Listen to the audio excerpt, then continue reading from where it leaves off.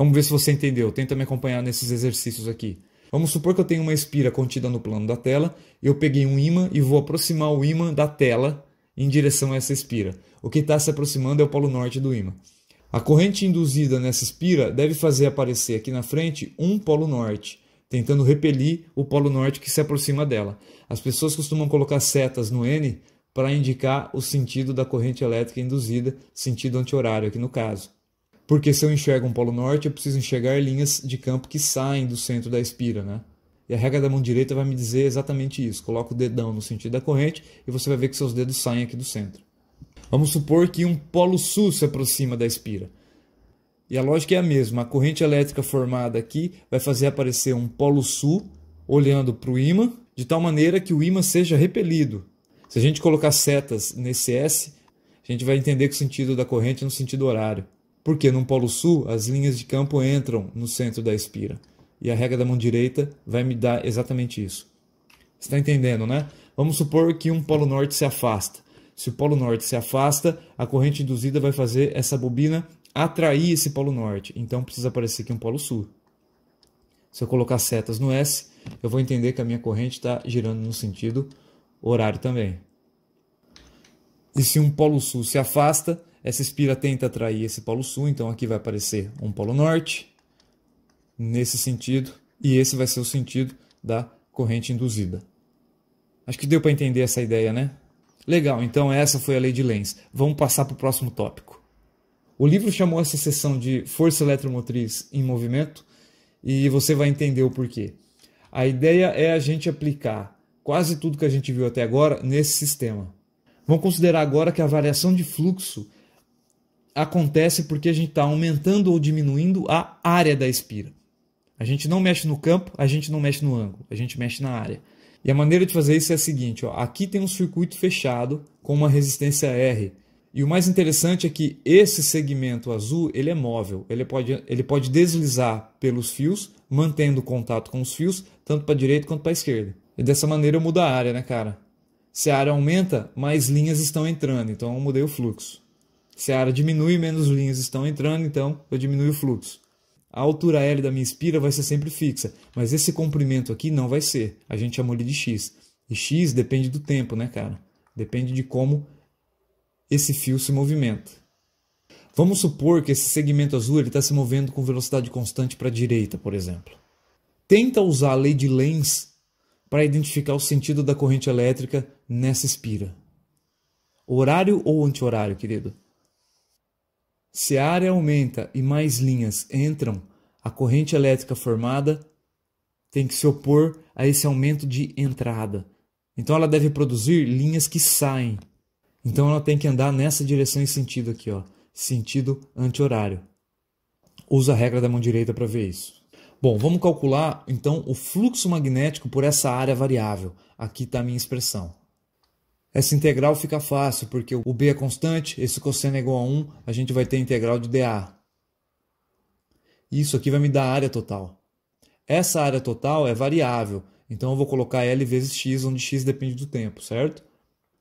Então se a gente quer a força eletromotriz induzida, aplicando a lei de Faraday, é isso aqui que a gente vai ter. Aplicando a derivada ali, é isso aqui que a gente tem.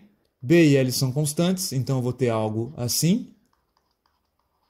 E a derivada de x no tempo é justamente a velocidade com que esse objeto se movimenta.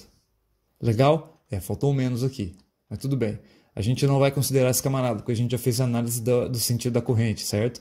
Então, qual é o módulo da corrente induzida? Se a gente usar a lei de Ohm, é isso aqui que a gente tem, isolando o termo, maravilha. Essa expressão é importante, calcular a corrente induzida. Campo vezes o comprimento vezes a velocidade do condutor dividido pela resistência.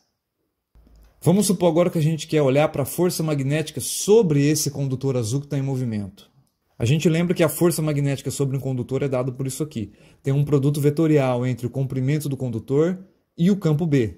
Se a gente usar a regra do produto vetorial aqui, com a corrente subindo, o que a gente tem é uma força magnética que tenta puxar esse cara de volta para cá. Essa é a maneira que o sistema encontra para tentar manter o equilíbrio. O módulo desse produto vetorial é escrito dessa maneira, corrente vezes o comprimento do condutor vezes o campo B. E se a gente substituir essa fórmula da corrente aqui, o que a gente tem é essa expressão. Legal, né? Essa força depende da velocidade com que o condutor se movimenta. Ela é mais forte quanto maior a velocidade. Mas acho que você percebeu que para esse cara se mover para a direita com velocidade constante, é necessário uma força externa atuando nesse condutor. É equivalente a ter alguma coisa puxando essa espira para fora da região de campo. Essa força externa pode ser um motor, pode ser a força da gravidade, pode ser uma tração, pode ser qualquer coisa que eu queira colocar aqui para puxar esse cara. E aqui eu tenho uma infinidade de exercícios para pensar, hein? Como a gente está dizendo que a velocidade de movimento é constante, ou seja, não tem aceleração, então essa força externa ela tem que ser igual e oposta à força magnética. Os módulos são iguais, então eu posso escrever que a força externa aplicada é igual ao módulo da força magnética, olha só. E essa é uma segunda fórmula bem importante para essa análise. A gente pode, por fim, fazer uma análise energética desse sistema. Quando a força externa puxa o condutor, ela transfere energia para o sistema. A taxa de transferência de energia é chamada de potência. E ela pode ser escrita como o produto escalar entre força aplicada e velocidade de movimento. Aqui, como força e velocidade estão na mesma direção, esse produto escalar fica fácil, fica módulo da força vezes módulo da velocidade. E quando a gente substitui essa força aqui, a potência transferida ao sistema é dada por essa expressão. É uma expressão bem importante também, cara. A gente sabe a quantidade de energia que é colocada dentro do sistema por segundo. Essa energia vem do agente externo, que a gente não conhece, pode ser qualquer coisa. Mas o melhor de tudo isso é que conforme a energia entra no circuito, induzindo uma corrente elétrica, essa energia é dissipada no resistor na forma de calor. Toda a potência que a força externa desenvolve é dissipada na resistência interna da espira, na forma de calor. É claro que tem também emissão de onda eletromagnética nesses tipos de sistemas, mas a gente pode falar isso em uma outra aula. Tenho certeza que você entendeu essa análise e você vai ser capaz de fazer ela quando eu alterar esse sistema para um outro tipo de movimento, colocar uma força externa conhecida ou colocar aceleração, velocidade variável. Certeza que você vai conseguir fazer isso. Vamos resolver um exercício aqui? E esse exercício é o seguinte, imagine que você tem o mesmo sistema que eu descrevi para você, certo? Mas a ideia é que você não aplique a força externa o tempo todo. A ideia é que você dê um tapa nessa barra, essa barra se move com velocidade inicial I, mas a força magnética atuando faz essa barra frear. Então ela vai se mover até um ponto aqui na frente, certo? Diminuindo a velocidade conforme ela caminha, porque é como se a gente tivesse um atrito magnético aqui, uma força contrária ao movimento. Olha que da hora.